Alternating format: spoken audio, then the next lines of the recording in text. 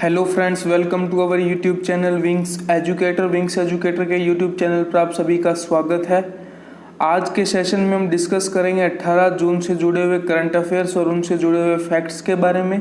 इसके अलावा आज के सेशन में रहेगी कुछ इंपॉर्टेंट न्यूज़ जो हाल ही के अंदर चर्चा में रही है।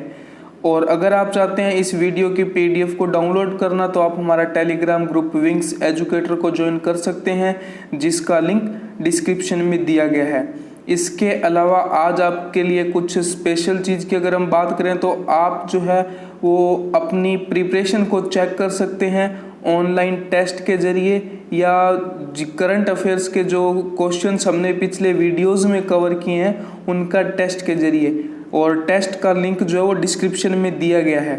तो चलिए सेशन को स्टार्ट करते हैं। तो फर्स्ट क्वेश्चन क्या है कि हाल ही में राजा पर्व त्योहार किस राज्य में मनाया गया है?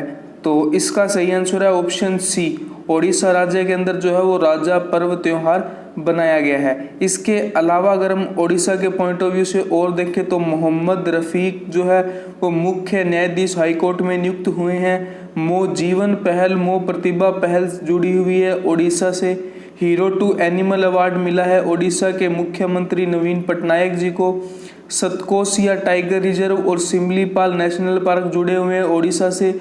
और वंदे उत्कल जननी को राज्य गान का दर्जा दिया है ओडिशा ने। और जनजाति छात्रों के छात्रावासों के लिए जो है वो ISO प्रमाण पत्र मिला है किसको? ओडिशा राज्य को। इसके अलावा अगर हम इस पर्व से जुड़े हुए कुछ बात करें तो राजा पर्व या रज पर्व जो है वो ओडिशा के अंदर जो है वो बनाया जाता है, ओडिशा के अंदर जो बनाया जाता है। और यह जो है वो 3 दिनों तक चलने वाला एक अनूठा त्यौहार है जिसमें मानसून की शुरुआत में और भूदेवी अर्थात धरती माता की जो है वो विशेष पूजा की जाती है। और ऐसा माना जाता है कि इस दौरान जो है वो धरती माता की पूजा, धरती माता जो है वो मासिक धर्म से गुजरती है। इसके अंदर चौथे दिन जो है वो धरती के स्नान का दिन होता है। तो ये था इस पर्व से जुड़ा हुआ कुछ बातें राजा पर्व या रज पर्व से। अब हम बढ़ते हैं नेक्स्ट क्वेश्चन की तरफ। नेक्स्ट क्वेश्चन क्या हो जाएगा कि हाल ही में आयोजित वर्ल्ड स्टार शारजहां ऑनलाइन इंटरनेशनल शतरंज चैंपियनशिप किसके द्वारा जीती गई है? तो इसका सही आंसर हो जाएगा ऑप्शन बी, ग्रैंड मास्टर शख्रियार मामेदीरोव के द्वारा जो है वो हाल ही के अंदर आयोजित की गई वर्ल्ड स्टार शारजहां ऑनलाइन इंटरनेशनल शतरंज चैंपियनशिप जीती गई है। इसके अलावा इसमें यहाँ पे कुछ पॉइंट्स मेंशन किए गए हैं कि ये जो है वो अजरबैजान से हैं। तो अजरबैजान के ग्रैंड मास्टर शख्रियार के द्वारा जो है वो यह अवार्ड जीता गया है। इसके अलावा अगर हम बात करें तो इन्होंने जो है वो 10 राउंड के अंदर 7.5 अंक स्कोर करके प्रतिष्ठित खिताब और 300 अमेरिकी डॉलर की पुरस्कार राशि जो है वो जीती है। और भारतीय ग्रैंड मास्टर पेंताला हरिकृष्ण जो 10 राउंड के अंदर 6.5 अंक लेकर इस चैंपियनशिप के अंदर कौन से रैंक पर रहे हैं? दूसरे पे। तो हमारे लिए ये भी इम्पोर्टेंट है कि इंडियन अगर हम ग्रैंड मास्टर की बात करें तो वो थे पेंताला हरिकृष्ण जो कि 6.5 अंक के साथ इस चैंपियनशिप के अंदर सेकंड पोजीशन के अंदर रहे। अब हम डिस्कस करें नेक्स्ट क्वेश्चन। तो खादी एवं ग्रामोद्योग आयोग के द्वारा किस राज्य में नीरा एवं ताड़ गुड़ का उत्पादन करने के लिए एक अनूठी परियोजना शुरू की गई है? तो इसका सही आंसर है ऑप्शन ए, महाराष्ट्र राज्य के अंदर जो है वो इस परियोजना को शुरू किया गया है। तो अगर हम इसके बारे में कुछ और पॉइंट डिस्कस करें तो खादी एवं ग्रामोद्योग आयोग ने महाराष्ट्र के पालघर जिले में स्थित पालघर जिले में जो है वो नीरा और तारगुड़ का उत्पादन के लिए एक अनूठी परियोजना जो है वो शुरू की है। इसके अलावा KVIC द्वारा आरंभ की गई इस योजना का उद्देश्य जो है वो सॉफ्ट ड्रिंक के विकल्प के रूप में नीरा को जो है वो बढ़ावा देना है। जनजातियों तथा पारंपरिक पाशिकों के लिए जो है वो स्वरोजगार का सृजन करना है। और इससे होगा क्या कि महाराष्ट्र में जो है वो 50 लाख से अधिक ताड़ के पेड़ हैं, जिससे वहाँ पे जो है वो ज़्यादा मात्रा के अंदर जो है इस पेय पदार्थ को बढ़ावा मिलेगा, तो ज़्यादा रोजगार के अवसर सृजन होंगे। और वर्तमान में कोरोना काल के कारण जो रोजगार की कमी की समस्या उत्पन्न हुई है वो कुछ हद तक जो है वो कम होगी। तो इस उद्देश्य से जो है वो इस परियोजना को शुरू किया गया है। इसके अलावा अगर हम बात करें तो ग्रामोद्योग, खादी और ग्रामोद्योग आयोग के वर्तमान में अध्यक्ष हैं विनय सक्सेना जी।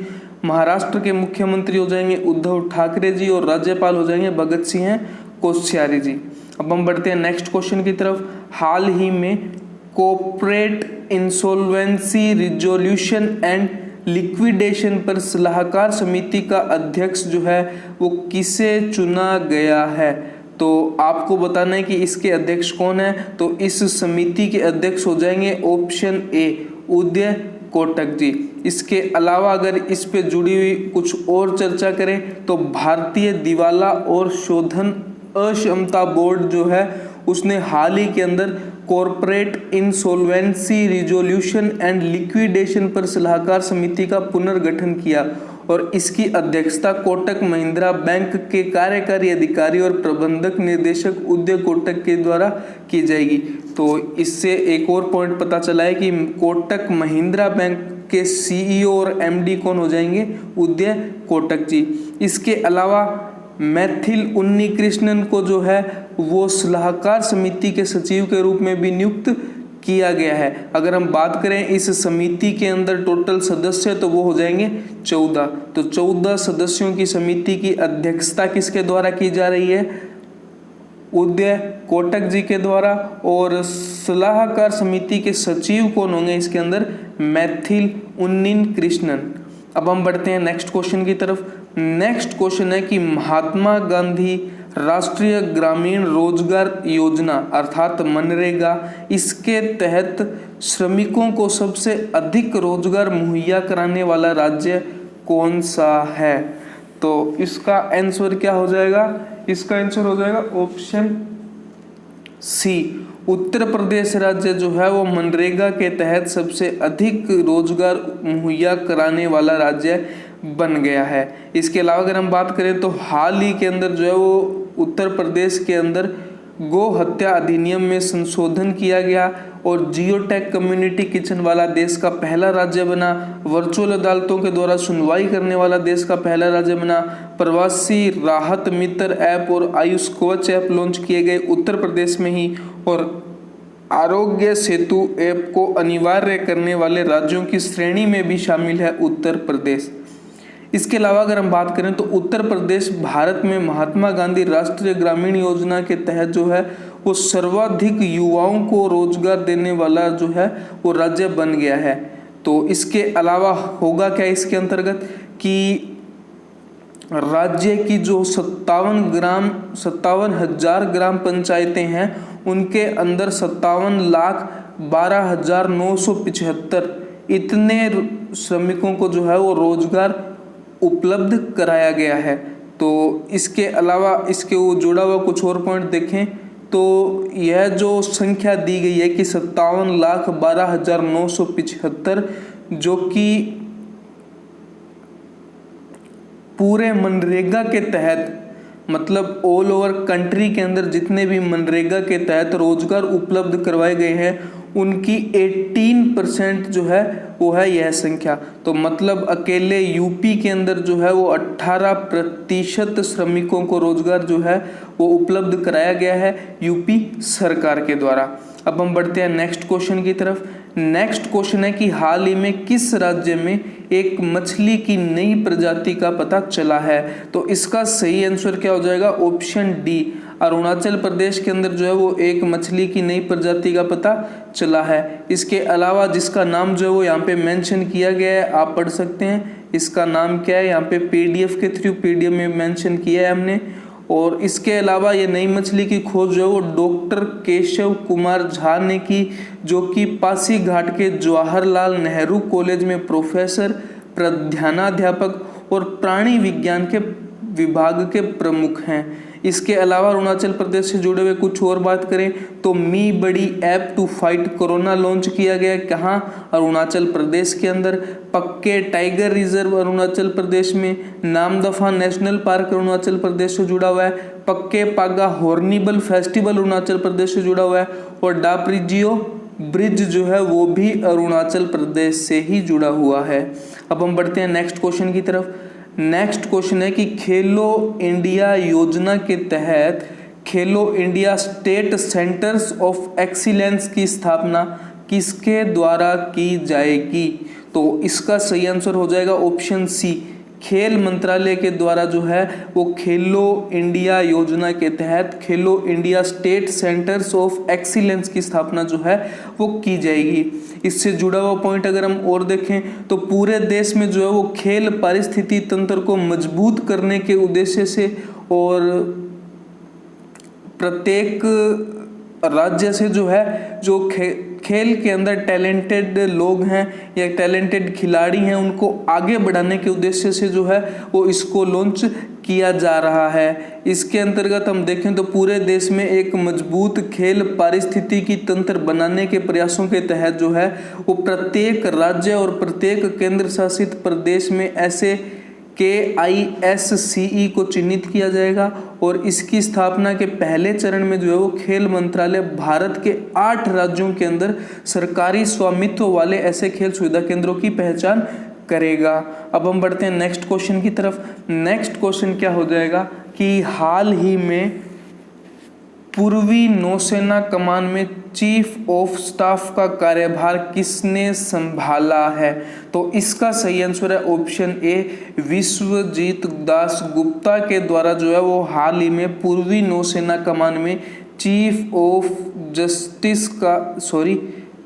ऑफ स्टाफ का कार्यभार जो है वो संभाला गया है। अब हम डिस्कस करते हैं नेक्स्ट क्वेश्चन। नेक्स्ट क्वेश्चन है कि गुड ईयर इंडिया के नए MD कौन बने हैं?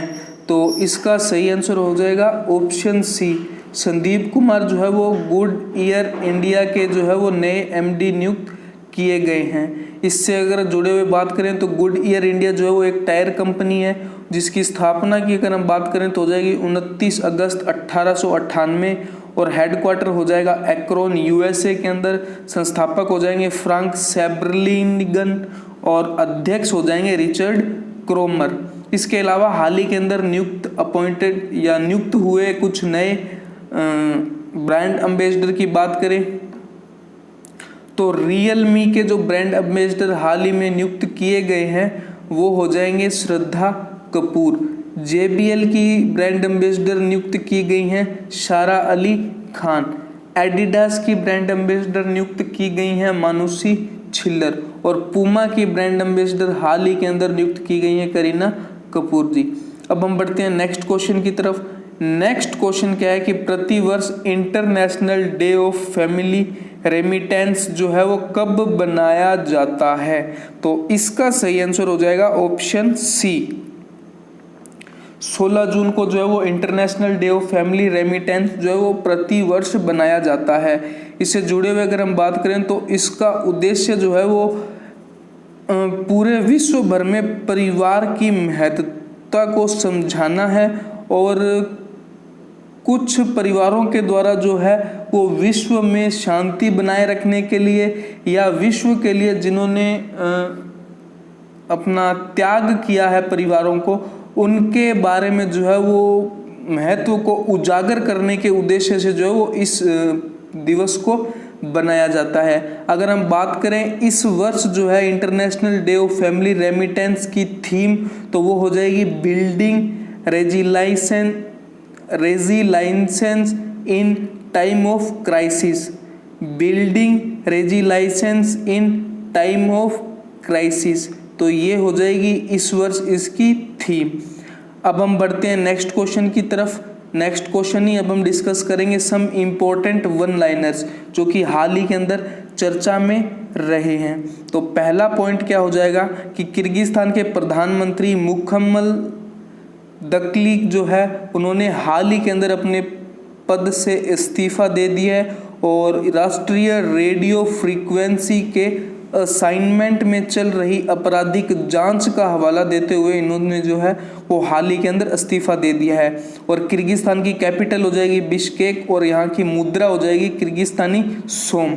अब हम डिस्कस करें नेक्स्ट पॉइंट, तो हैदराबाद स्थित डेक्कन डेवलपमेंट सोसाइटी ने जो है वो हाल ही में Prince Albert second of Monaco foundation award जीता है और यह सम्मान वर्ष 2020 के लिए पृथ्वी पर प्राकृतिक सम्मान के लिए सबसे अधिक प्रशस्त है और इसकी घोषणा मोनाको फाउंडेशन के उपाध्यक्ष और सीईओ ओलिवियर वेंडेने के प्रिंस अल्बर्ट द्वितीय के द्वारा जो है वो की गई।